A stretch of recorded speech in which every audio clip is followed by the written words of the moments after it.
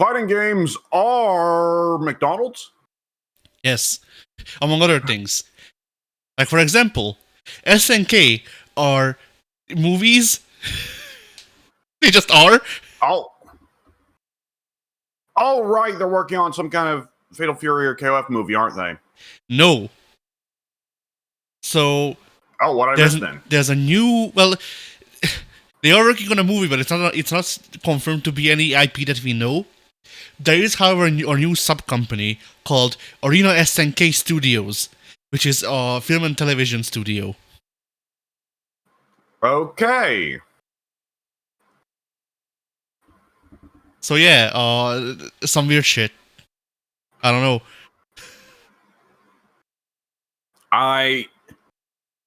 I'm not really of all the fighting games that I think could have interesting or movie TV adaptations, which is effectively none. I don't think its format well suited to that. Nonetheless, of all the fighting games I think could be well done and adapted to movies and TV, KOF, Fatal Fury, Art of Fighting are pretty close to the bottom of the list because they have such monstrously huge rosters that you can really only give love to a fraction of the roster. Yeah. I mean, I really want them to try and summarize the Nest saga in a movie. Oh, Lord. Because, like, Orochi, not Orochi, fucking, yeah, Orochi, I guess, him too, that would also be fucky, but, like, you could get it down to just, like, Team Kusanagi and then Chris and company, and then Orochi shows up. Well, they'd only beat Rugal once instead of... Oh, go ahead. Well, I was just gonna say, then Orochi shows up as the final boss at the end, and then Kyo just fucking kills him on screen. Real graphic. Yeah.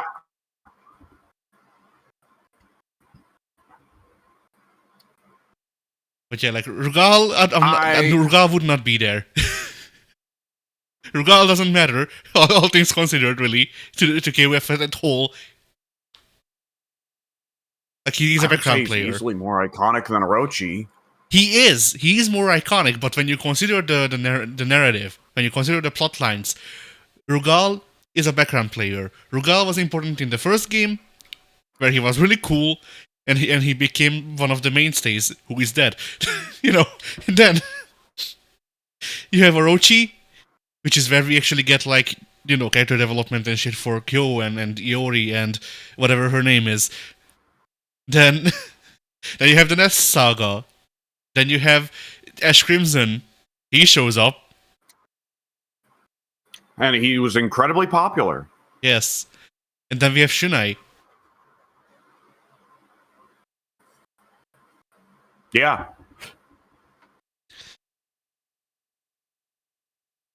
But yeah, like... Yeah, well, that's Shunai. Yeah. Anyways, yeah. So yeah, like, Rugal would only, like, I think they would reference Rugal, but I don't think he would actually be, like, on screen at all at any point. And I think Rugal would only get referenced during the Ash Crimson movie, because... So you're very boldly assuming that they would, like, try and be hyper accurate to the game series plot, and not just retcon the whole Orochi thing into actually just being Rugal. They could. It would just be fucking weird, but then, like, it's one of those things where, like, I would prefer an accurate portrayal of the game's story. On the other hand, I hate Team Orochi, and I like Rugal. So, if I get a good Rugal, then I'm fine with that too, I won't watch it. Oh, yeah. Go ahead. I think the only fighting game movie that I've seen is like, maybe one half of the original Mortal Kombat movie, and then, like, literally just the opening scene of Annihilation and nothing else. And I'm not changing that. Wait, no, that's a lie. I've seen the Street Fighter Alpha movie that they made, the animated one. Oh God, that's not the one with the famous fight scenes and the great soundtrack and the new Chun-Li scene? No, the one that I saw was mostly just about like it was mostly just the story of how Ryu's headband became red. And then also Akuma is there for like a scene. And he just shows up and goes, "Yo, all right, I'm out." Kinda. I think I think there's like some fight or some other where he was like selling fruit or something in the background before.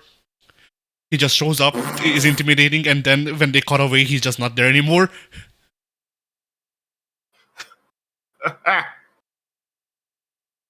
It's been a while since I've seen it.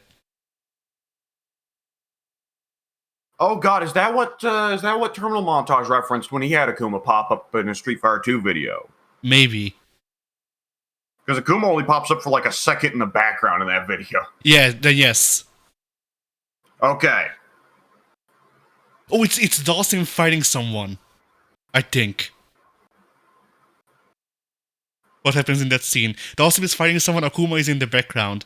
And then I think he gets closer a bit, and then he's just gone.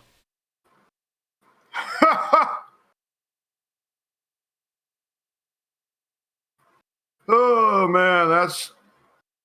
Well, he's got to be fruit selling. How else can he afford a Big Mac? Yeah. He loves Big Macs. He really does. The thing, though, that you have to consider is that Akuma did not pay for that one. He just beat up the staff until they gave him one. The staff has no martial arts capability. Akuma would be bored fighting them. True. No, he was fighting the building. Which sheds Big Macs with every strike it takes. Yeah. Blimey. Oh, man. Yeah.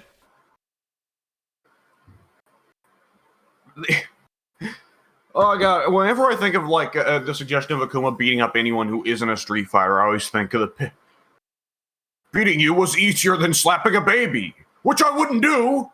Yeah. Oh boy! Like that main quote can go like right next to that one line from Shadow the Hedgehog. But he's like, I actually forget how the line goes exactly, but it's something like, you know, taking the fourth Chaos Emerald was as easy as taking a piece of candy from a baby, which I will gladly do, or something like that. Just to drive home that Shadow is evil. He's not even evil, he's just a dick. Yeah. Like a complete opposite of like Eggman, where Eggman's evil, but Eggman has a lot of times where he's a chill dude. I mean, with Shadow, it also depends on when we are in his character development, because like he starts out as a dick, and then like currently, I think he's like deep into like eating coffee beans, and otherwise he's kind of just chill. Like he like actually like he's become the like tsundere friend for everyone. In the main cast, where like he doesn't want them to know that he likes them, but at the same time he did pre-order like some tickets for Amy for her birthday that you otherwise can't buy. So I don't know anything about Sonic, but I'm always a big fan of the trope where the anti-hero dude actually likes most of the side cast, he just doesn't like the main protagonist. So I'd personally be amused by a scenario where Shadow like gets along fine with Tails and Knuckles and Amy. He just doesn't like Sonic. That's more or less his characterization, though. Okay, fair enough. I think the character that he's most like friendly with is Cream, but I don't remember how much of that is Fennon and how much of that is like canon as Fennon. You know? Yeah. Oh God, that would be pushing Shadow so close to just being Wolverine, because Wolverine's the edgelord cool guy who's a dick and doesn't get along with the main protagonist at all, but he's great with kids. Yeah. Whatever. Sonic lore. You know, there you go. Yeah. Oh, man. Did we discuss this now famous woman that popped out a baby and then won a Mortal Kombat tournament? We didn't discuss her, no. It's not really much to discuss, but nonetheless, you know, big ups. Yeah. All right. Well, the other... Yeah, go ahead. Also, shout out to the poor son of a bitch that had to lose at the Mortal Kombat tournament while getting their ass beat by a woman who must have been exhausted from giving birth to a baby and was holding the baby while fighting. Two impediments to her skill. That'd be a little disheartening. She realized the other Ken designed for Akuma in Street Fighter V. Oh man. Oh boy. All right. So yeah, anyway, on to cider news. Potentially, I guess. Oh. Yeah? Oh, we're hitting this then? Yeah. So, Tomonobu Itagaki is gone. Yeah, this one was a little bit of a surprise. Video games being such a young medium means that most of the really legendary game devs are still with us, you know? Yeah. So, Itagaki going, it's like, I mean, how many other legendary game devs are dead? I don't know, like, I was about to say, like, there's the thing, though, like, I don't know about their ages, like, off the top of my head, but you would have assumed that just because of when they had impact, you would have assumed that fucking Miyamoto would have gone first, you know? Yeah, but Nintendo's keeping him alive. Nintendo, what? Yeah, Nintendo is giving him blood transfusions. They're feeding him the blood of 15 orphans every day. Shigeru Miyamoto is sitting on the Imperial throne, and they must sacrifice 1,000 psychics to feed his soul every day. Yeah.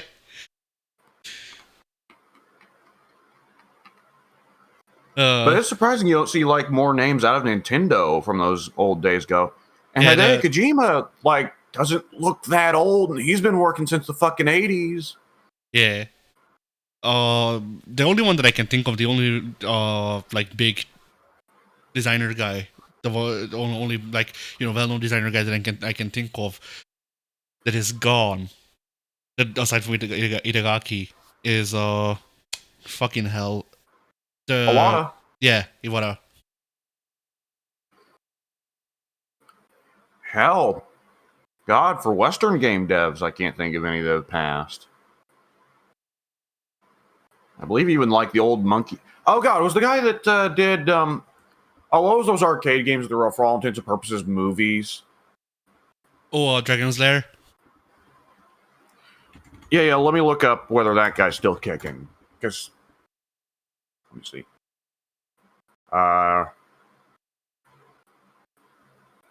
Don Bluth is still alive. Oh shit! He should get back into movies. He made a couple of good ones. He did. Well, he's 88 years old. He's probably ready to call it. He's probably ready to just say, "No, I'm done." But there's the Wikipedia picture for him is from 2025. He's at some convention. He's holding a microphone in his hands. He's looking old. He's looking 88 years old, but still, damn. I mean, good for him. Shit. Yeah. Damn. God. Yeah. Itagaki. That is a. How old was Itagaki? Not old. Okay. A life full of drinking and smoking took its toll. Yeah, that checks out. I'm looking it up because I believe he was 55. Okay, that's not old. Yeah, let me see. 58, which is still pretty young. Yeah. I mean, look, it was fairly common to call Itagaki Pizza Face. And while I'm sure some degree of that would have just come from picking at his face when he was a teenager, as many teenagers do, a good chunk of that probably also came from just unhealthy life habits. Perhaps. I mean, Itagaki was famous for being the rock star game developer. And rock stars tend not to live to a very old age. Except that one guy who has harnessed the power of death given to him by drugs. The thing is that whoever you're talking about is a member of Rolling Stones, but it's impossible to tell which one. All of them, they made a blood pact. They're going to be still playing 100 years from now on Mars. But you know why? Because Rolling Stones can't be stopped. Oh! Anyway, Oh boy, yeah, Itagaki. especially in space. Yeah. But yeah, Itagaki, of course, has a legacy in fighting games as the guy behind Dead or Alive. Yeah. He's also the gentleman behind the relaunch of Ninja Gaiden, which let me get that in real quick because otherwise I wouldn't mention it. So Ninja Gaiden 4 also came out in the last 2 weeks, and Ayane pops up in it only for a little bit, but she does, which is a surprise because Dead or Alive's been kaput for about 10 years now. Yeah. And Ayane in Ninja Gaiden 4 is like visibly quite a bit older. Oh. Yeah, let me pull up the picture of her. Because I mean, it's not just that like, oh, she's sexy. Because it's like whatever. It's Dead or Alive characters, of course. But like, she's visibly older in the face, and like she's growing her hair out a bit. It's like really kind of surprising to see. Hang on, let me put this in the Discord text chat. There you go. It's So not, yeah, that's surprising. It's not Bayonetta. Yeah, that's the inevitable future of every ninja or witch character that's made to be sexy in Japan, I suppose. I mean, I think it also comes down to this is a platinum game. Is Ninja Gaiden 4 a platinum game? Yes. Oh shit! Well, I was already seeing lots of praise for it that made me think I need to pick this up, but now I really need to pick it up. Yeah, the Ninja Gaiden 4 is the swan song of everyone involved, apparently. Microsoft, Platinum, Itagaki. Oh wow, yeah. The thing is, it's probably not got a sad story. It's probably presented as good old Hayabusa's comeback, but nonetheless, yeah, there's a little bit of an end of an era feeling to that. Holy shit! Because, like, this is literally, I think, like, Platinum has more or less announced that they're just fucking done. They can't keep going anymore. This is the last game that they can fucking work on, or something like that. Or they're close to it. Microsoft is Microsoft. We all know what's going on with Microsoft currently. Ooh, we're getting Halo on PlayStation. That is it. Yeah. When Halo on PlayStation was the last straw. We all knew it, and we were all waiting on it. And we all knew it was inevitable after they announced Gears of War on PlayStation. Yeah. And so, yeah, like this... like, it's... I think, like, I don't know anything about Ninja Gaiden 4. I saw gameplay, it looked like Ninja Gaiden. Good on Platinum, I guess. But... They got their shit together one less time. Yeah, I mean, that's the thing is, like, Platinum, it's not even really going to come down to, like, the money wasn't there. Platinum's done very well considering that character action games are relatively niche. The issue is that the guy in charge is just constantly chasing after, I want that big surprise money hit. I want to be Fortnite. And it's like, no, you're not going to be. And he sunk the company doing that. Yeah. But nonetheless,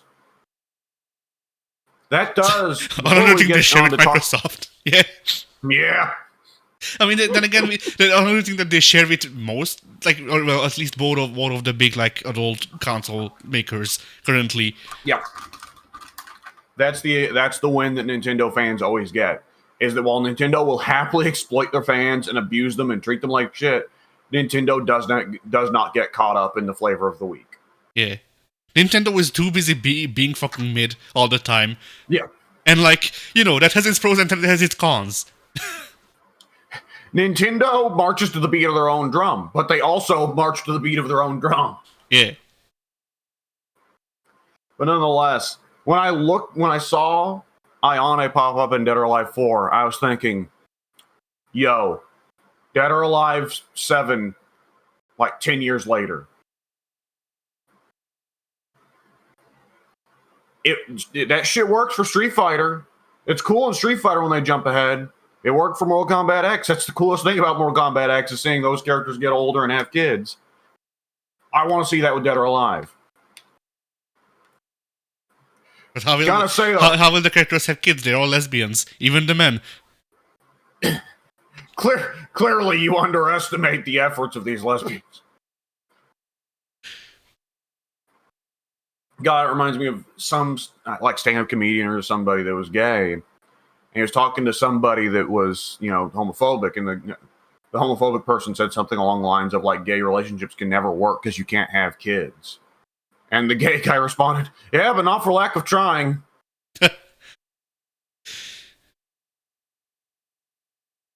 But yeah, I mean, God, what I would love, what is the thing that would be really kind of screwy, but I think would be great. Yeah. 10 years later, Mary Rose still looks the same. Yeah. All these years when we saw that her age was listed as question mark, we all went, "Oh no. No, it's not that she's undershooting it, she's overshooting." Yeah. Or rather, it's not that she's overshooting it into the question mark, she's undershooting it. Yeah, she's actually a vampire.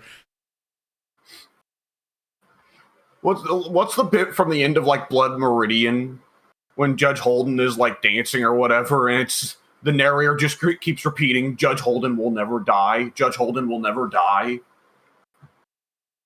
The ending of Dead or Alive 7 is like 70 years into the future. All the other Dead or Alive characters have either died or gotten so old they're living in retirement homes or living with their fucking grandkids. Mary Rose still looks the same and is just dancing in a circle as text crawls over the screen like Star Wars. There's just simply saying, "Mary Rose will never die," looping infinitely. Yeah. I'm just imagining like Dead or Alive 7 comes out, you beat the game with everyone, you get like the super secret, like you beat the game with everyone on hard, then you get the super secret like post credits scene, and it's just everyone is dead. Mary Rose is in a space suit, and she's in like I don't know the surface of the moon, and and then it's just her walking around the surface of the moon for like half a minute, and then from off screen a beach ball flies in, and then the title comes up, Dead or Alive 7, and then the 7 comes down and it says Dead or Alive Extreme Beach Volleyball 7. On the moon! Yeah. A beach ball wouldn't work there. It would just go up and keep going.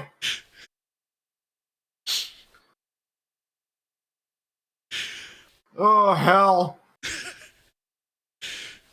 Zach with his spent the last of his fortune as he died to build a resort on the moon. Yeah. So that he could get astronauts and bikinis. he put his conscience in AI. There's AI Zach watching these women play volleyball. There's computer screens all over the place with Zach's face on them. He's still got the sunglasses and that dopey smile. And the thing is, I forget. I think Extreme Beach Volleyball is actually on 5. I mean, correct me if I'm wrong. It's still going. I don't know. I mean, logically, in the days of Gacha, they should be doing better and not worse. Yeah. All right. Oh, it's a part of the Dead or Alive series. I thought it would be considered a separate series because it is. Yeah. They don't even play the same.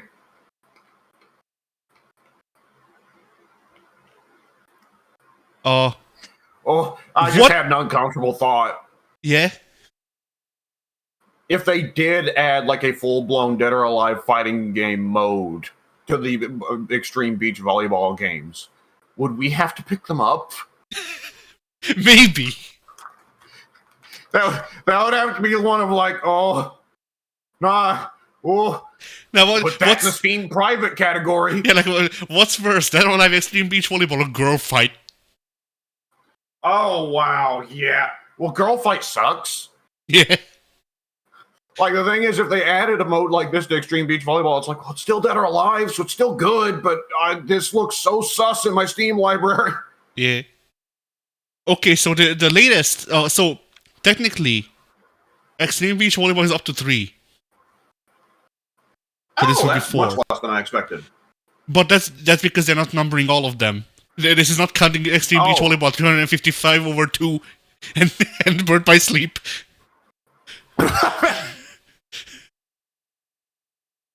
So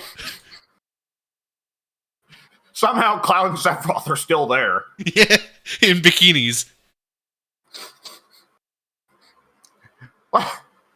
I'm imagining Sephiroth turning to Cloud. And you can only see from like the waist up, so you just see he's shirtless. And he says to Cloud, I will never be just a memory. And then it cuts to a shot behind Sephiroth, and he's wearing a G-string with his ass hanging out. Yeah. I thought you were gonna say that he has the fucking the pumps in a bump MC Hammer fit on.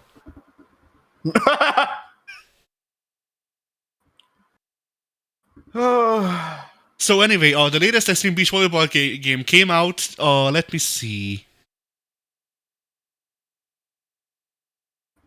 It came out 7 months ago. A day before my birthday. Okay, well, Dead or Alive isn't dead, except that it kind of is, but it isn't. Not the parts of it that are always the most popular, I suppose. So the cover is featuring some of the women, and one of these women is called Fiona, and I misread her name as Flotilla. So anyway, who the fuck is Fiona? I don't know. So it's not properly called DOA. It's called Venus Vacation Prism Dead or Alive Extreme. It's a dating sim developed by Team Ninja, which is a fucking sentence. This is what Team Ninja is up to? Yes. And the characters that you can date, or the people that are on the cover, they are all of the classic DOA characters that you know: Tamaki, Honoka, Nanami, Misaki, Elise, and Fiona. Of which I know one. I was about to say, I only recognize Hanukkah there. Where the hell is Kasumi? Dead. She's the main character. What the fuck? Oh, you play as Zek, I guess. What? Venus Vacation Prism is described as an immersive romantic adventure in which the player takes the role of the manager of the Venus Islands. The islands is a tropical paradise where the player can interact with a diverse cast of 6 girls. Unlike previous Dead or Alive Extreme games that feature dating sim aspects, in Venus Vacation Prism, the dating aspect is central to the story, which unfolds based on the choices made by the player with multiple outcomes. You don't actually play as Zack, right? Not actually named as Zack, I don't think, no. But okay, realistically speaking, it should be Zack. Yes, it should be. Oh boy. And yeah, so this this game is a PlayStation exclusive consoles wise, and otherwise is also out on Windows, but only in select Asian countries, whatever that means. So I'm assuming Japan and maybe China. Oh boy. I think at this point South Korea has become so insular that they probably would hate dating sims. You know? I haven't even been paying attention. All I know about South Korean gaming is that they love StarCraft, Tekken, and PUBG, and that's all I know.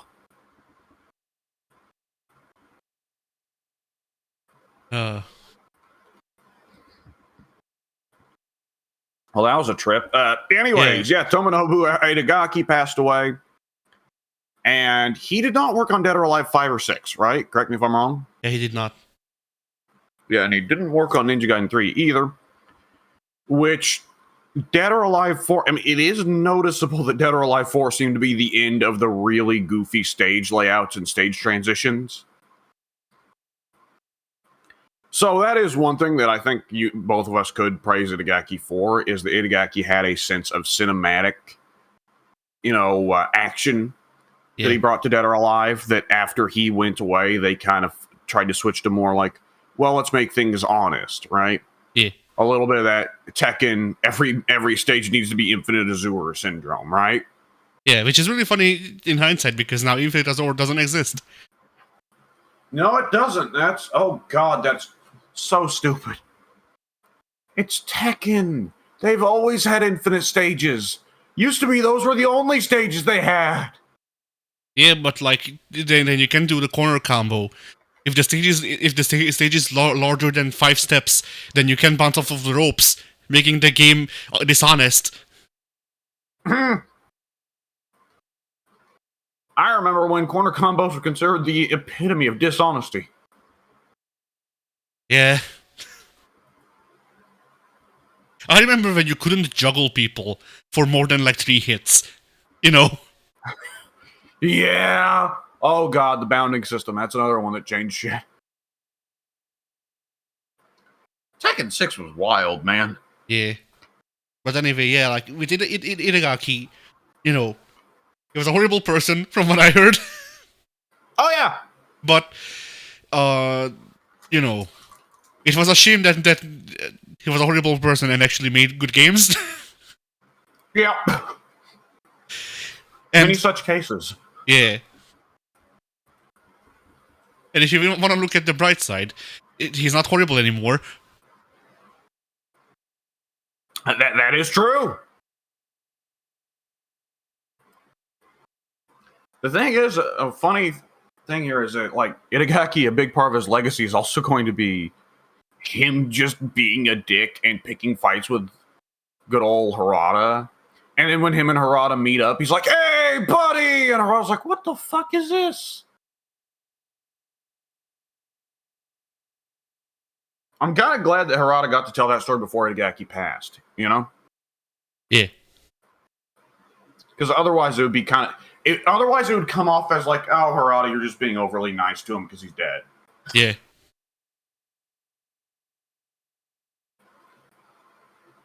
Itagaki, controversial take here, seemed like a fucking weirdo. Most authors are. Like I think if either of us met with Kojima, he would be very weird. Kojima wouldn't talk to either of us. Kojima hates strangers, famously. Yeah. Like, this was a known thing. Like, you would go to conventions, and if you happen to run into Kojima, Kojima would shuffle away from you as soon as possible if he got noticed. Nice. Now, correct me if I'm wrong. Wasn't Itagaki, despite the sexual harassment accusations, Itagaki wasn't fired from Team Ninja for that? Wasn't he fired from Team Ninja because he tried to get the other devs bonuses? I don't know. I'm gonna look this up. I could swear I actually heard that he, like, it was why he got fired is because he was like trying to get them bonuses or pay raises, and the company went, "Go fuck yourself." Oh. He left Tecmo and sued them for withholding a bonus from him. All right.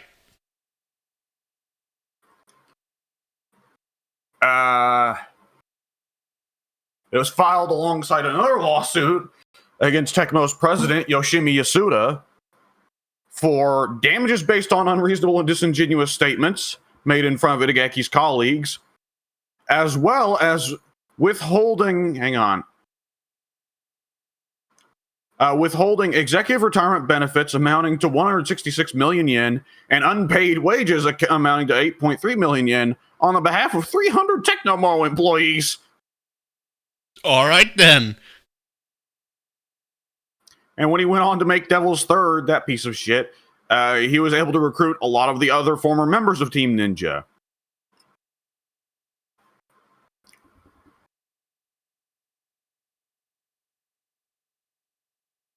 All right. I don't know what happened there, but it sounded like something. Sounded like Koi. Yeah.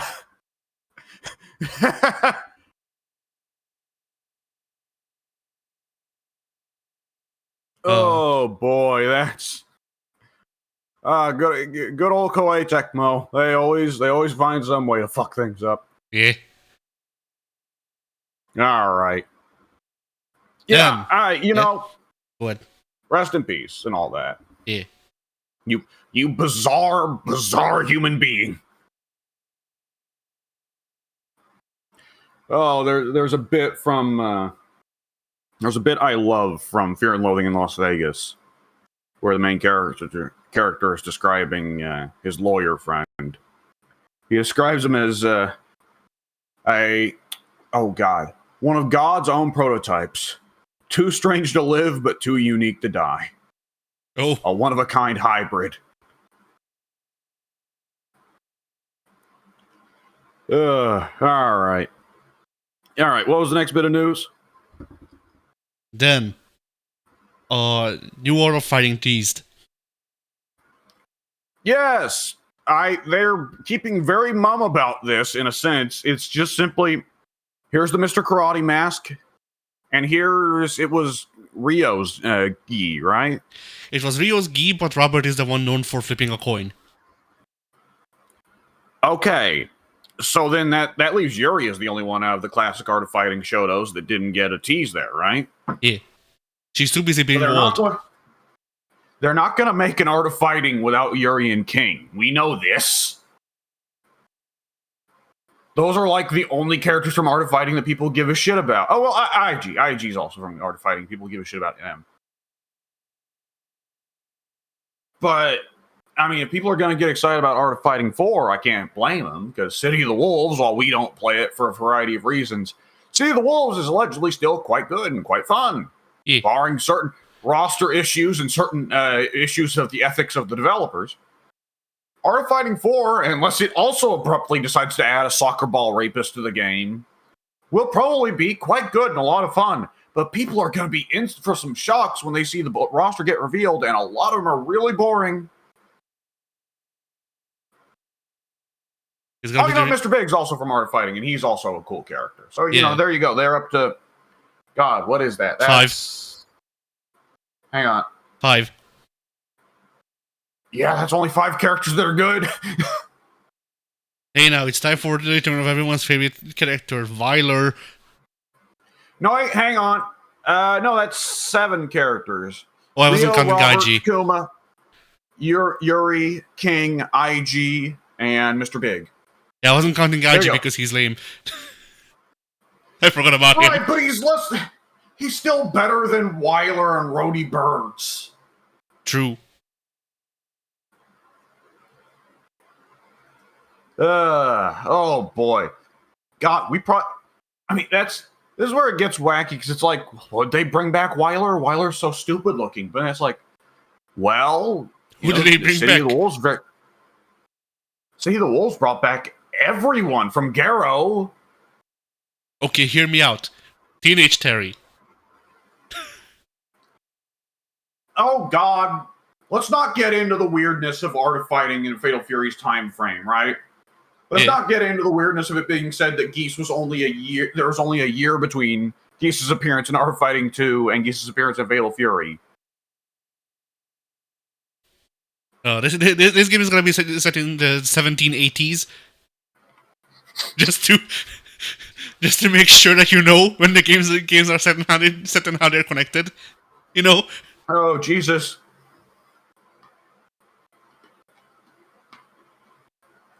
Oh, man. No.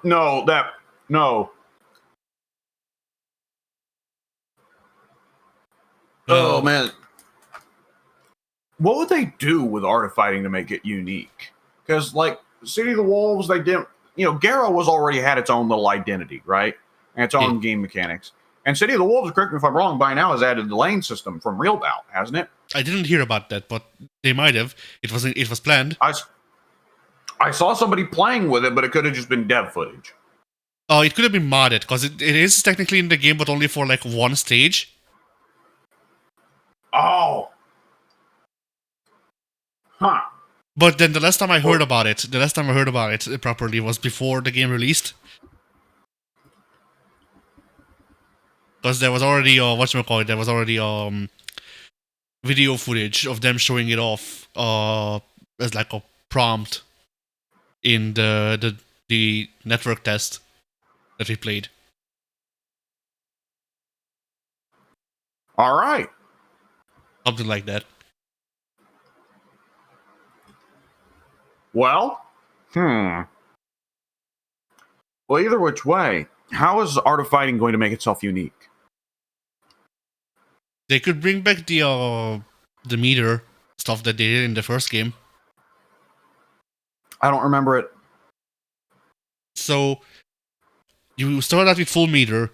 Using any specials makes the meter go down. You have to charge to make the meter go up. If you don't have meter, then you do worse versions of your specials. Ooh. Huh. That would trip people up, but that would be unique. In essence, every special move becomes an EX. Yeah. And that would help to prevent a few annoying habits like zoning. They could do that, yeah. I wonder if they'll bring back a art of fighting being so uncomfortably close to the fighters and the fighters being so big and taking up so much of the screen. Yeah. Okay. The game is uncomfortably close, but the farther you get from the enemy, the farther it gets out. When you load into the match, the characters are like in jabbing distance, and you only see their upper health. And then the stages are just very long. You're just playing Punch Out. Yeah, it starts out like that, and then if you walk back, then you can see their feet and shit. Because the camera zooms out that much, but you need to be in like you need to be past zoning range for that. Like it needs to be like, all right, we're fighting with artillery, you know. Ugh.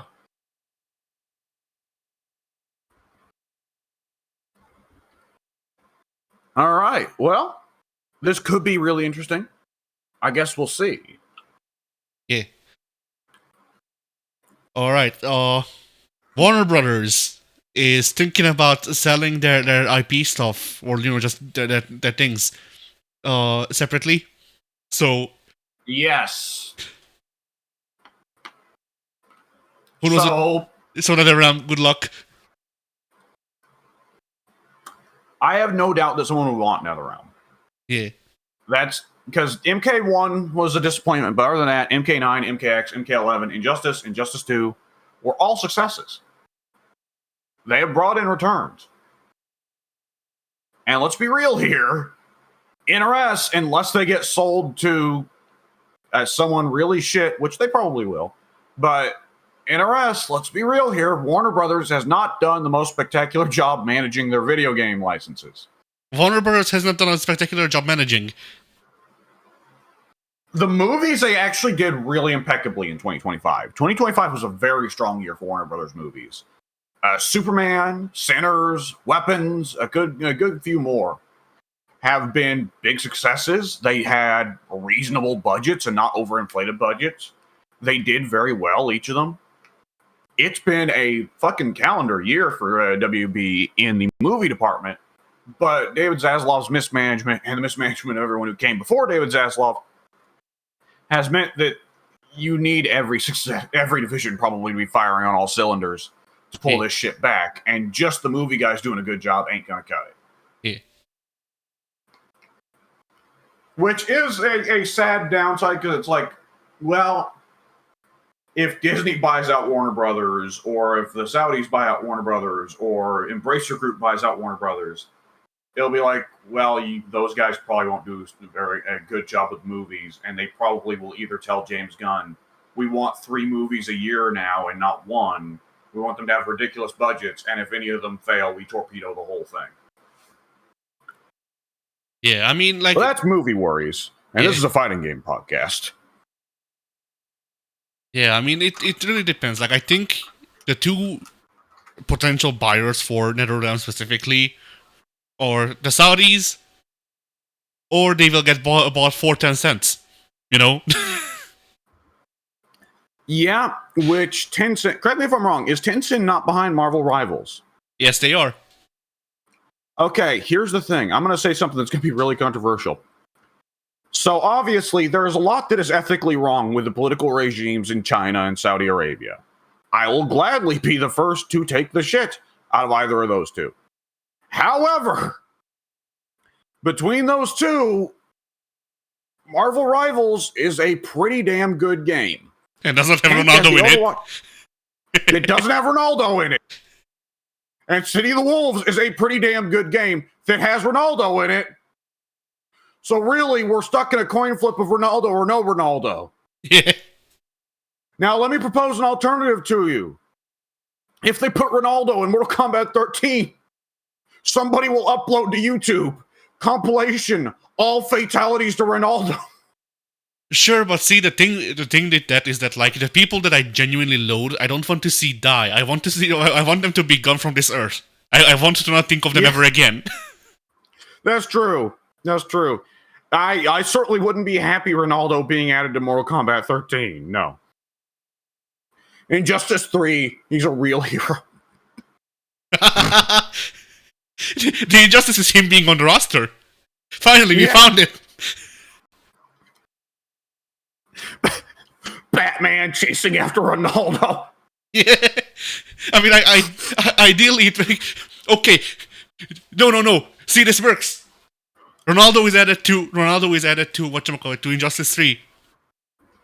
Injustice Superman sees him and he goes, I can't be evil anymore. Yeah. I have to stop this. And I got a comic panel I gotta pull up. And then the entire story is just Superman getting together a new Justice League to stop Ronaldo from being in the game. Oh.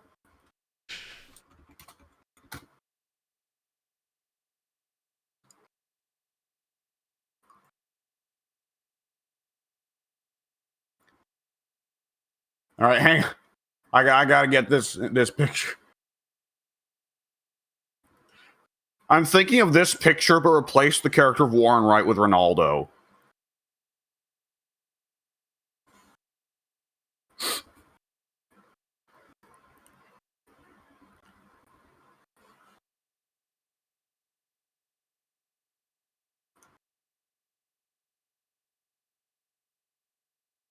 Oh boy. Good comic, by the way. Yeah.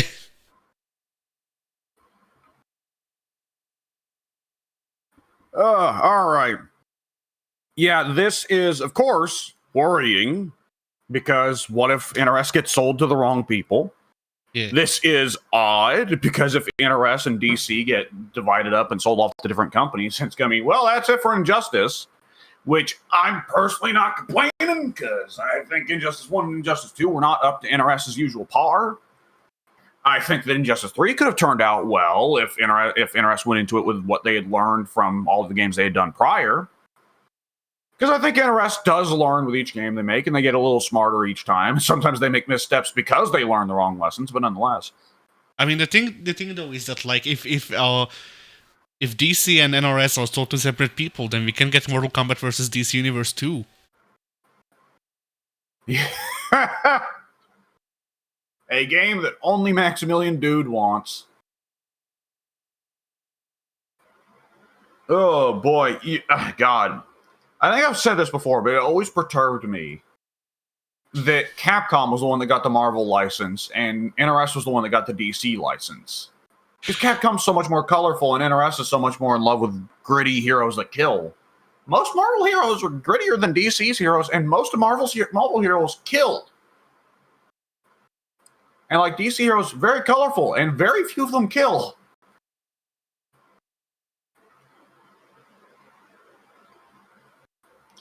I heard you snarking back there. What were you laughing at? An image has been conjured up of the whatchamacallit, fuck. Whatever the portal event item for Marvel vs. DC 2 or not Marvel. Fuck. Make that. Fuck. No. For MK vs. DC 2. Yeah, that'd be great. I mean, and they are crossing over like crazy now. Yeah. But Capcom makes that. That's what they've been working on. Oh my god. No, but yeah, for MK vs. DC 2. I mean, like, I just see Raiden talking at someone. I don't know who. He's talking off screen, but Raiden is talking at someone about the Flashpoint Kamidogu. Oh shit. And how they need to reset the universe.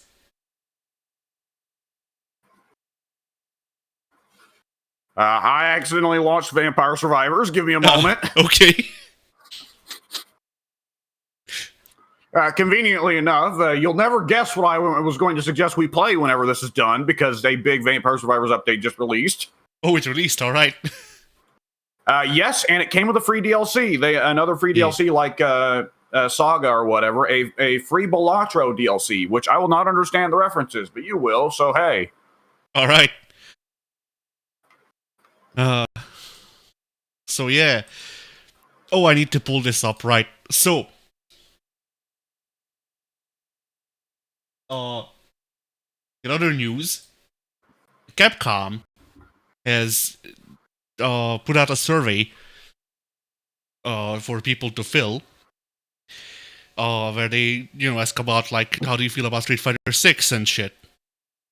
mm-hmm. So there's a box where you can write whatever you want. Okay. Well, I know what I already know what you told them. Yeah.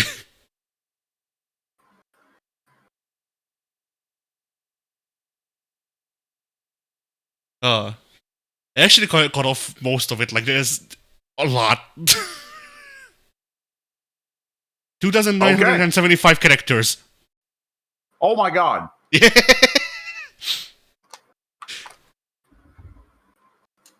There's a point when you fill a form to such a degree that you're guaranteeing that the intern won't read it. Yeah. This is their fault. They forgot to enable a character limit. Yeah. Well, I'm just reminded of like when I was in school and I'd write up papers and I would go a little bit over length because then that would mean that the teacher would see how much shit I wrote and go, I'm not reading all that shit. A plus. Yeah.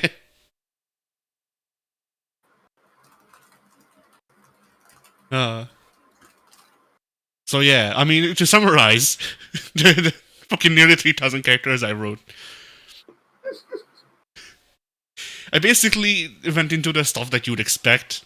The input reading, the throw loops, yeah, and just looping.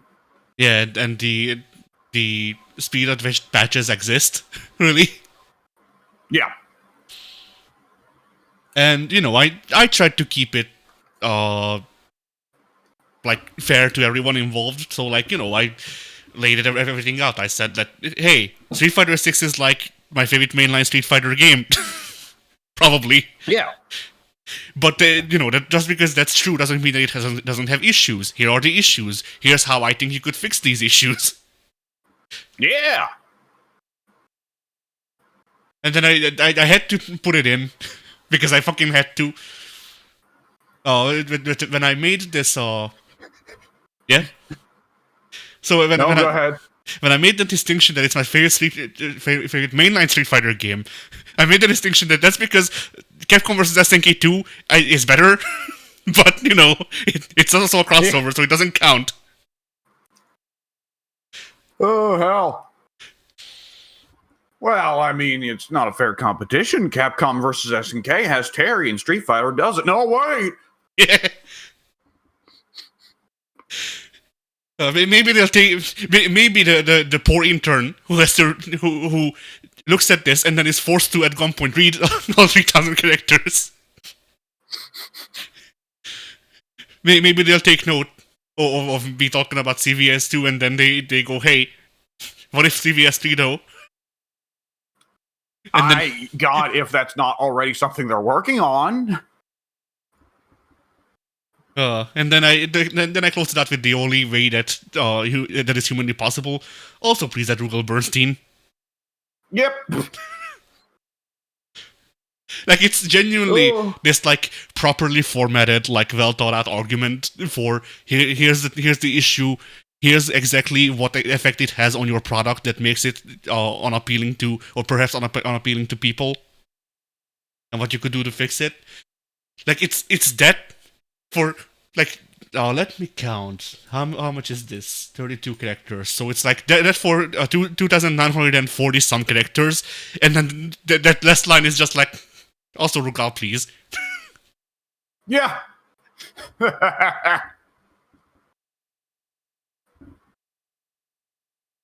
So yeah. All right. Well, I'm sure that they're all ready to change up their plans now. Yeah, they're already modeling Rugal. It's really hard to get his Orochi eye down. Yeah. It was weird. They had to find the real Rugal, which was a problem because he killed the first couple guys that they sent. Yeah. Yeah, they're statues now.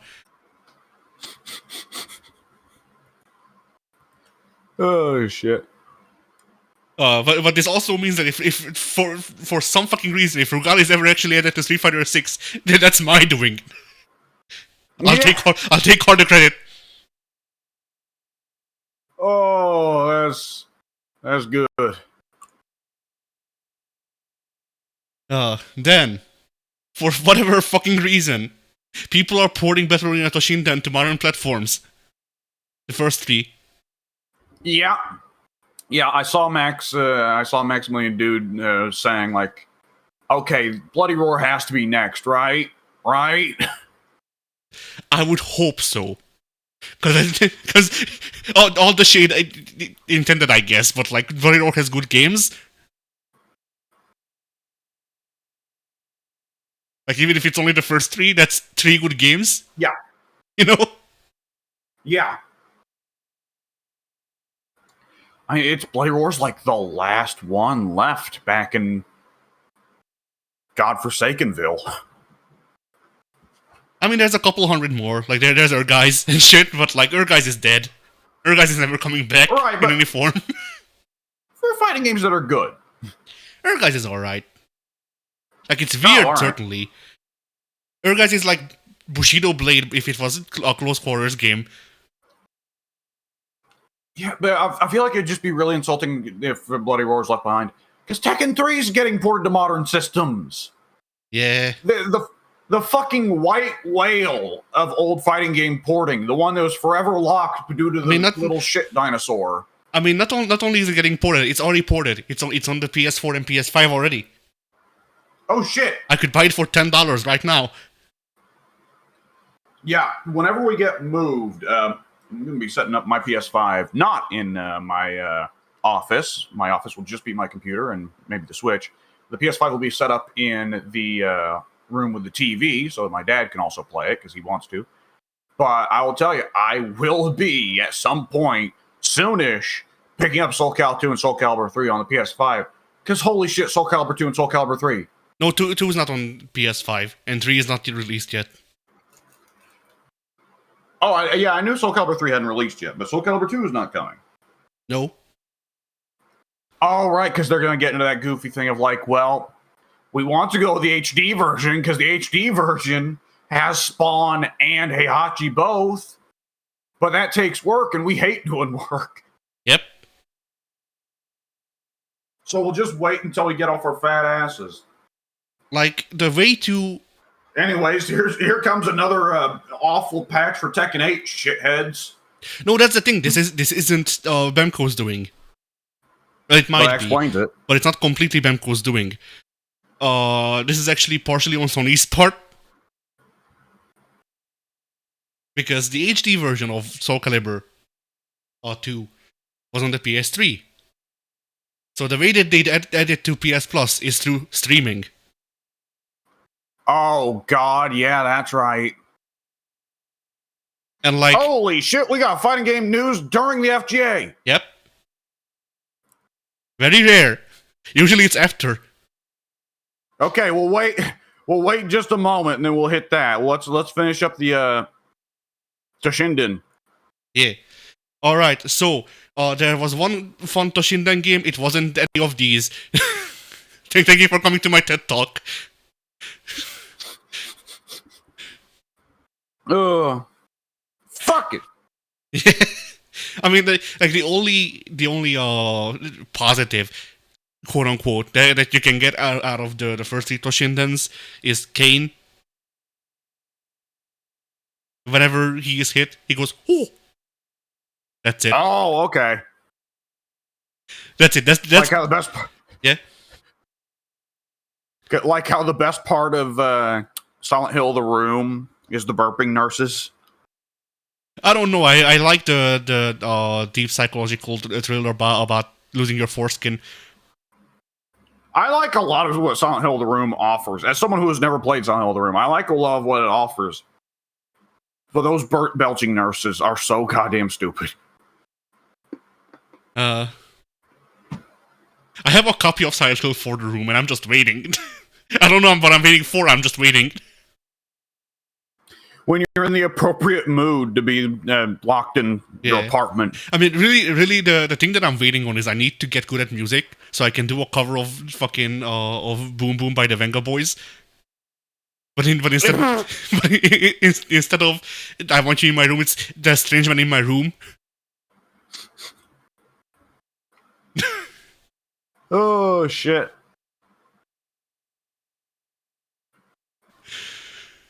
Otherwise, what is the purpose of playing through the game if I can't cover the Venga Boys? What is the purpose of life if you can't cover the Venga Boys? So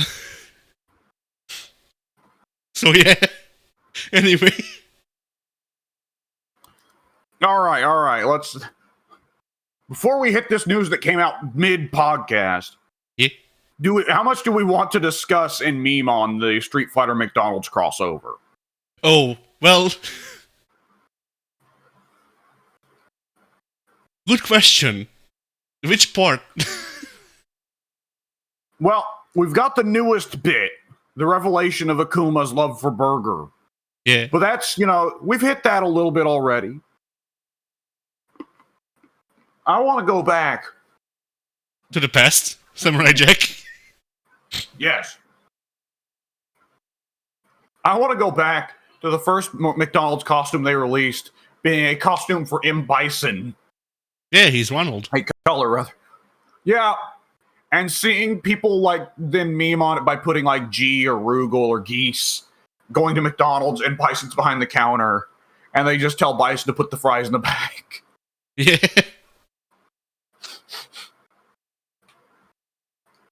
Oh, that's good shit.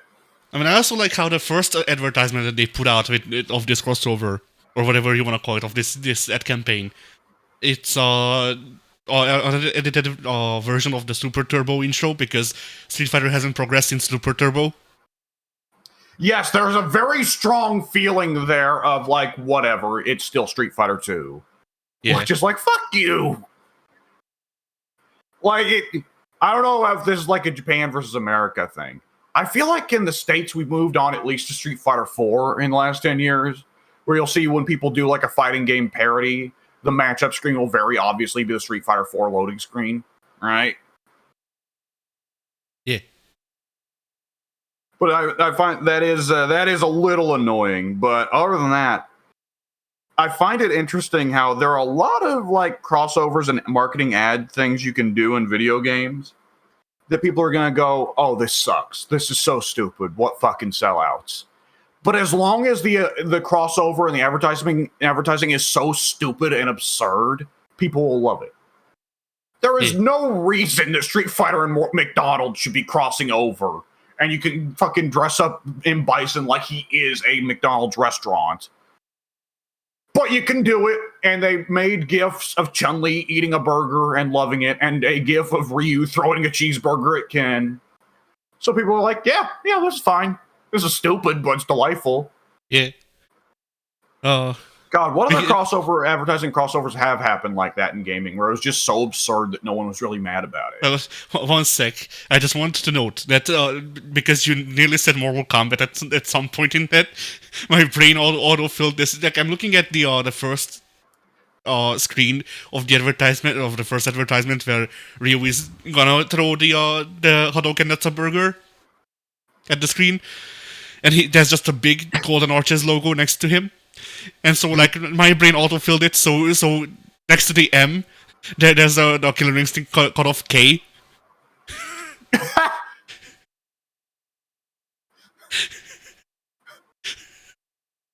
the fabled crossover brought together by McDonald's. Yeah. I'm imagining Reptile's old, fucking stupid head eat fatality where he rips off his mask and he's got the lizard head underneath. But he eats a burger. He stretches out his tongue and he eats a burger. Like any Molina fatality, just replace the opponent with a pile of burgers. Yeah. I mean, like that shit writes itself though. Why doesn't Mortal Kombat partner with McDonald's? Like you do one of these, and then Shao Kahn says tastality. Yeah. You call in the Madame Bo cameo, but rather than giving you beer, she gives you a burger. Yeah. Scorpion and Sub-Zero just eat it through the mask.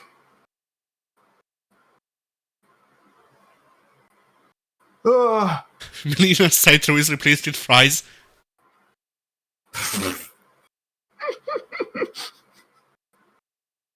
Oh, that's. Oh, geez, where can we go here? There's something stupid. Shang Tsung gets his Mortal Kombat 9 turned into a clown fatality, but it's Ronald McDonald. Yeah. And he just does a Mugen Ronald McDonald combo to you. It just becomes a run edit from that point. Yeah. Yeah. But also, I'm just imagining like Kitana doing her like fan levitate move, you know, the one, but she's doing it to like nuggets. Yeah. The old Mortal Kombat 2 stage where Shao Kahn's sitting on his throne, right? But Shao Kahn's got a root beer, a McDonald's root beer in one hand, and the pack of fries in the other hand. See, I figured that would be like behind the scenes, and then he just has a shirt that says manager.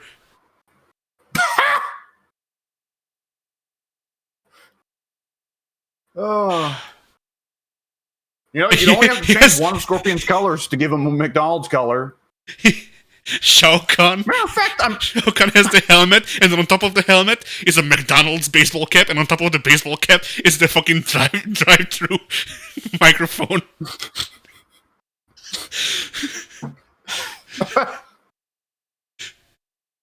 I'm pretty sure in MK11 and MK1 both, I have colors unlocked for Scorpion that are honestly just McDonald's Scorpion.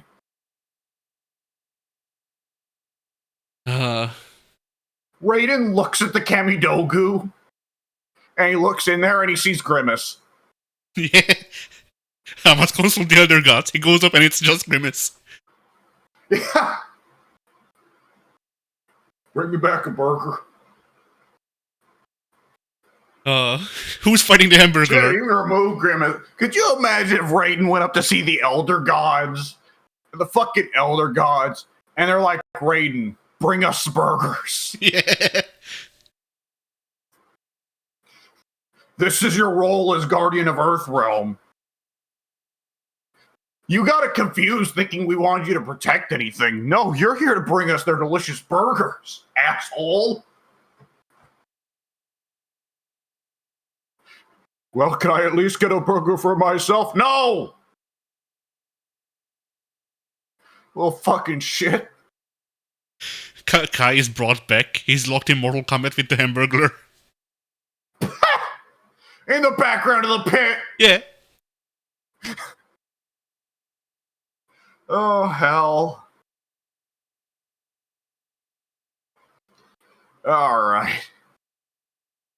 So, yeah, the McDonald's crossover, it is delightfully stupid.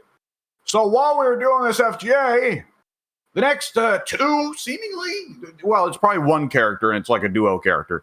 The next character for Invincible Versus was revealed. Yeah. All right, now, do we watch this, like, separately from the FGA? We can watch it during the FGA, and I can just edit it in. Okay. Well, in that case, do we want to get a countdown to when we start? Sure. All right. On go. Yeah. 5, 4, 3, 2, 1, go.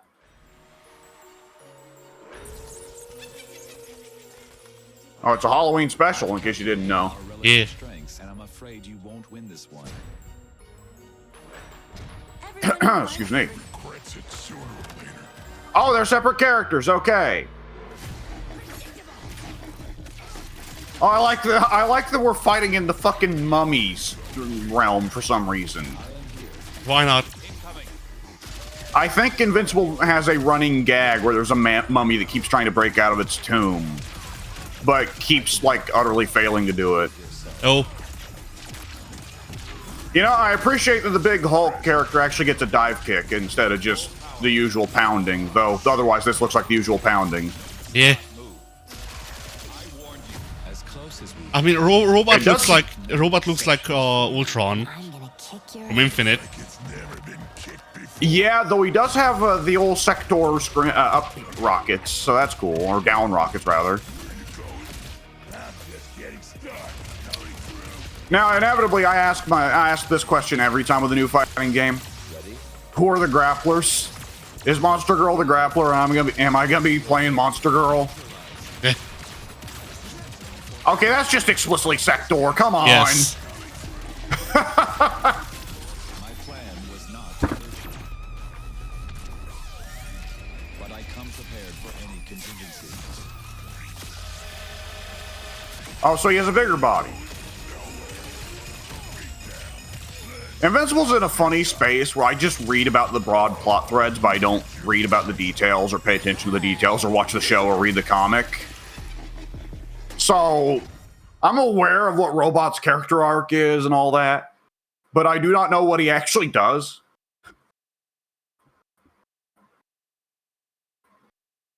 Yeah, that Invincible Versus continues to look the same in like all trailers, which is unfortunate. I will say though that I think I said this last time. I will say that like Street Fighter, I think is the only fighting game dev that the trailers actually look different between the characters, and that other fighting game devs tend to just quickly turn it into let's just show off combos. Yeah. So it's difficult to say. We'll get hands-on with Invincible Versus very soon. Already a lot of YouTubers got hands-on and they were giving it high praise. But a lot of these YouTubers, it's like, well, you were invited in personally by the devs. You'd feel like dicks to shit on the game. Yeah.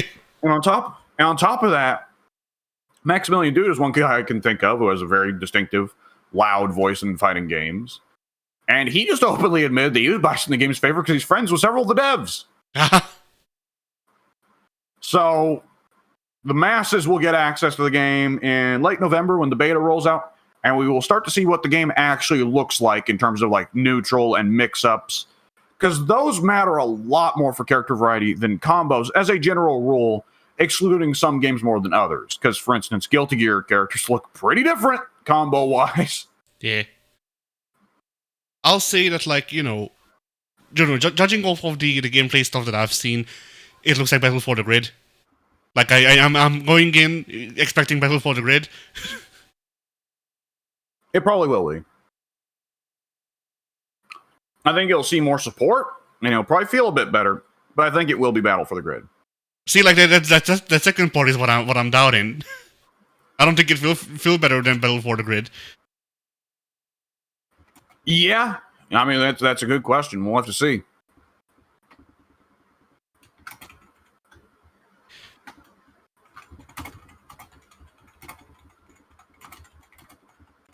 Well, in that case, do you have any other topics to cook up? Because, like, I mean, we can quickly hit Guilty Gear 2, which I had just finished like a couple of hours ago. Okay, that's not even a fighting game, right? It's a MOBA, right? Well, it's not a MOBA. It's not a fighting game.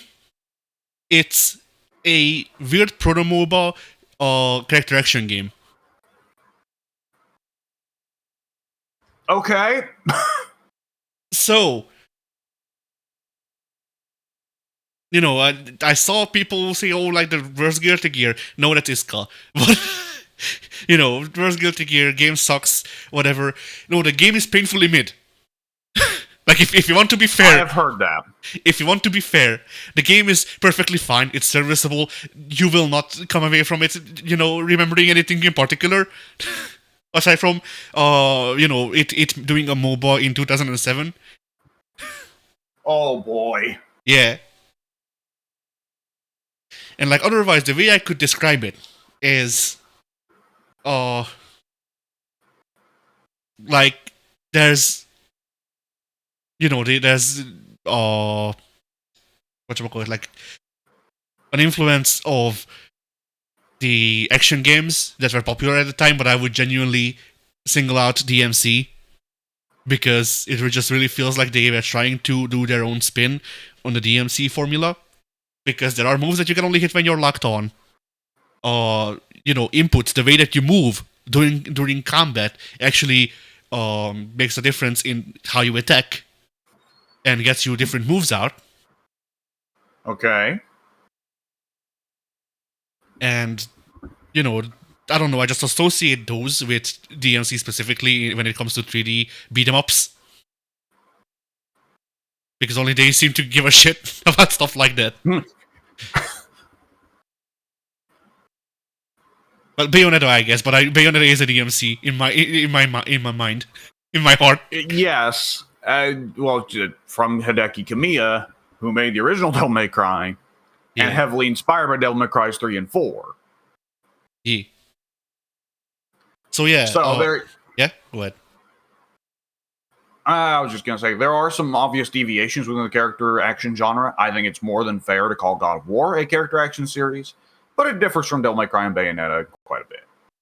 Yeah, I mean, like, I'd say it's probably a thing of, like, hyper fighters and air dashers. They look very similar. They are very, very similar if you want to be, like, reductionist about it, but they still feel very different and focus on different aspects of it. Yeah. I would say that generally speaking, there's a thing there of there's a commonality between them that will be the sort of thing that pisses a lot of people off, which is high speed and big combos. But other than that, there is obviously the big difference if you are really dedicated to the games of the way that they handle movement, the way that they handle mix-ups, the way that they handle character variety. Yeah. But anyways, proceed. So yeah, Guilty Gear 2 also has this weird thing where the moves you do while in lock-on are usually completely different to the moves that you can do without lock-on. Okay, a few games have done that. I forget which ones, but that is not entirely unusual. Yeah.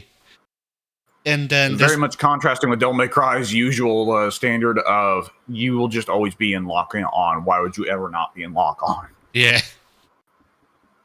And conversely, Marvel Avengers being a character action game with no lock-on. Oh, yeah. Whoops. So, that, and then otherwise, there's still parts of, like, Guilty Gear that you expect present. Like, there's still a tension bar. There's still meter. You still need to build meter to do special moves. Special moves are now on their separate button. Okay. But some of them still have motions. But they're not like quarter circles, because that would be fucking weird in a 3D environment. Okay. I mean, yeah, that... God. I feel like there was, like, at one point... Like, no, Devil May Cry 4. I forget, did you ever play Devil May Cry 4? Yes, but I think I got stuck, like, 3 or 4 stages in because I got lost and I didn't really like how Nero played. Okay. Well, there's a gun that Dante unlocks where the gimmick is that you input motions to activate different forms of the gun, because the gun has like 999 forms. No, it actually only has like 4. But nonetheless, one of the forms of the gun is activated by shooting the gun, and while you're shooting it, you have to input a full circle. Nice. And it's the most finicky thing on the fucking planet, because it's Devil May Cry. It's a 3D game. Yeah. Fuck. I mean, props to Capcom for trying.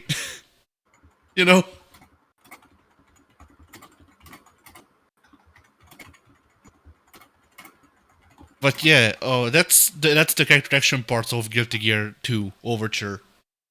It's it's alright. It doesn't feel like complete ass, but it also doesn't feel great. It's nowhere near Devil May Cry, but not many things are. And then you get to the mobile elements. And the mobile elements are mostly in, like, the stage design, the way your objectives are structured, and the fact that you can summon people. So the game has two settings, or the game has a setting for you summoning people manually, which is what it wants you to do. I think I didn't. There's also just fucking figure that shit out while I play the game normally mode that you can do, and then that way it plays like a regular MOBA that would be released later. Like, genuinely, the game felt like, what if you had DMC-like controls in Smite?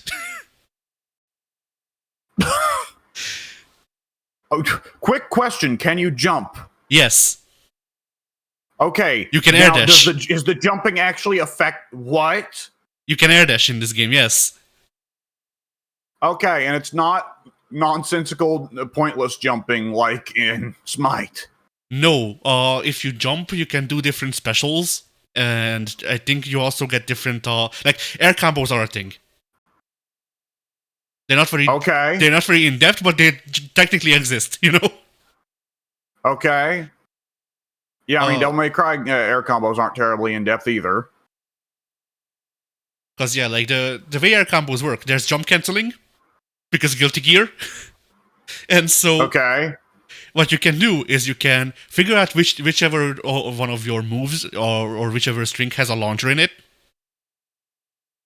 Do a combo into the launcher, and then jump cancel the launcher, which immediately puts you into an air combo state, and you can just do combos from there. Now you're not up there for long, and you can't do like multiple jump cancels like you can in actual Guilty Gear, but still, there was an effort made to translate some stuff. Okay. Honestly, the weirdest part of the game is that there are like some specials. Because, most of the game you play as Soul. Soul has a fairly defined moveset by this point in his life. Yeah. And so, to keep that around a bit, what they did is that if he does a move that he has in prior games as well, the game switches to a side view for the duration of the move. Oh no. This can get a bit disorienting, but honestly, most of the moves that do this, are like combo enders anyway. So it's just like, it's just another confirmation that the combo is over, more or less. Okay. And then what else did I really have to note about it? I like Izuna. I don't know why. Who is Izuna? Izuna is one of the two original characters. Well, one of the three original characters, I suppose, because Valentine is also there, but she's super dead, so she doesn't matter. Finn was introduced in Guilty Gear 2, wasn't he? Yes, and Sin also has his normal design. Like they just kept that design around. Okay. Which, speaking of, I did also really like most of the designs that Soul got in this game for some reason. Because he has like a halfway between Holy Order and regular Soul design that he starts out with. And then he has like a fucking like shirtless devil or fucking dragon install. Same thing. Yeah. Look to him. And then there's a third version that he gets in the last mission of the game, where he just has like a shirt and arm warmers on. Interesting. Yeah. And none of these ever came back as alternate costumes, because ours just doesn't do that. Yeah. The redesign for Key is worse, because he gets like a gem embedded in his head for some reason. Alright,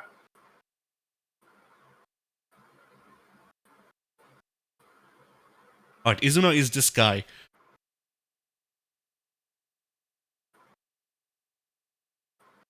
And as far as I know, he never shows up ever again. Oh, that guy! I remember that guy. Yeah. Yeah. Yeah.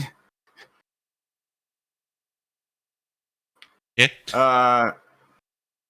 Canid themed samurai does fit your type, yes. So his whole ordeal is that he's a fucking coward. He calls himself that. Okay, I assume he actually isn't a coward, though. He is for the most part. Like, he has one mission where he fights, because Soul and Sin have saved him a couple of times, and he goes, "All right, it's time for me to repay that, I guess."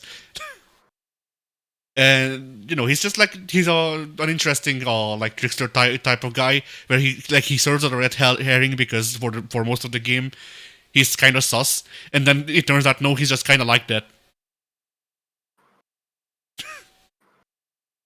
The only reason I can think of for why they haven't brought him back is because he says in the game that he doesn't like fighting and shit. But like, he fought in this game because the world was ending, and the world has tried ending twice since then.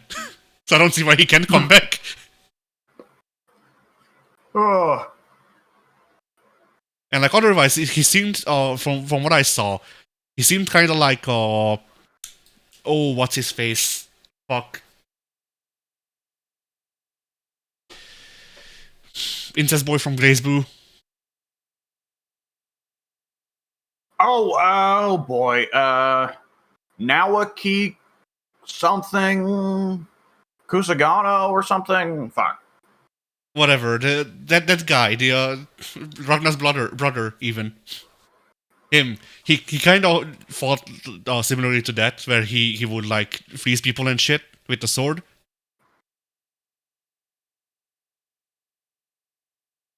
I think he also summoned hands from the ground at one point. Oh. Was Guilty Gear 2 not where the water bubble bird thing debuted? Dragon, yes. Paradigm. Yeah, Paradigm. I always liked that guy. I was kind of sad they never introduced him into the real games. Yeah, I mean, he is around in Exert as a background character.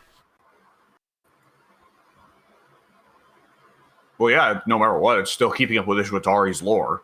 Yeah. That is one thing that Guilty Gear has going for it that's very strong even to this day. Is that Guilty Gear does have a strong, solid, consistent narrative direction under a strong, solid, consistent narrative mind. Yeah. And so, Paradigm, looking at how he fought, I didn't actually play as him. He is playable. Like, there's a versus mode in Guilty Gear 2. And you can choose to fight as any of these characters, including Valentine. I didn't check out Paradigm, but from what I saw, he did a lot of magic. And considering his lore in the story at that point, like, I don't actually know what he's up to after. Like, I don't remember exactly what he does in Exert, and I don't know what he's up to now in the story stuff. But they genuinely could have just made him a summoner character, where like he calls in strikers to do move for him, and then they leave. Because his role in the story in Guilty Gear 2 is running the colony of gears that are hiding from the rest of humanity, Yes. who are sapient and also not evil. Yes, I remember this. Yeah, Paradigm's a good gear. Yeah. A so, guiltless gear. Yeah. And so, like, I think, like, even if they didn't really want to go all in with the magic and shit, they genuinely just could have made him a summoner character, where, he's a zoner type of guy. He stays away, he calls in other people, and then the other gears run in and do a move for him. Yeah. I think that could have been fun, because I don't really think there's, like, the closest you can get is Jacko.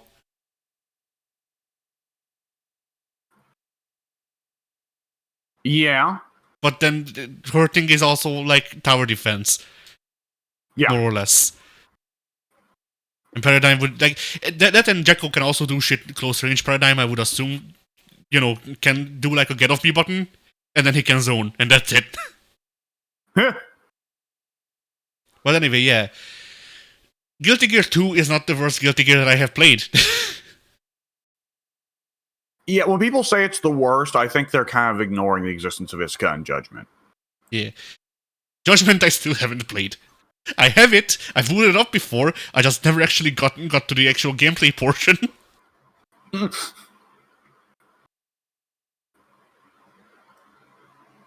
Then how can you see that iconic Guilty Gear character, Judgment? He's Black Goku years before it was real. Yeah. Oh boy! All right. So yeah, What a although weird, like I guess weird game. the one last thing to say about this is that like playing through Overture though that did kind of make me realize that like Guilty Gear is a series where like if I really wanted to think about that quality overall, Guilty Gear is a series that has 2 great games, and the rest of the series is like mediocre or terrible. Because like this game, you know, kind of mediocre, it's alright. X, kind of mediocre, it's alright. Strive, you know, up in the air. Fucking 1, terrible. Isuka, Missing terrible. Link is awful. There have not been many fighting games I've been more miserable playing than Missing Link. I fucking hated it. I'm sure that if the later Guilty Gears weren't better, I would have enjoyed Missing Link more. But playing Missing Link just made me feel like, why am I not playing X2 or Exart over this? Yeah.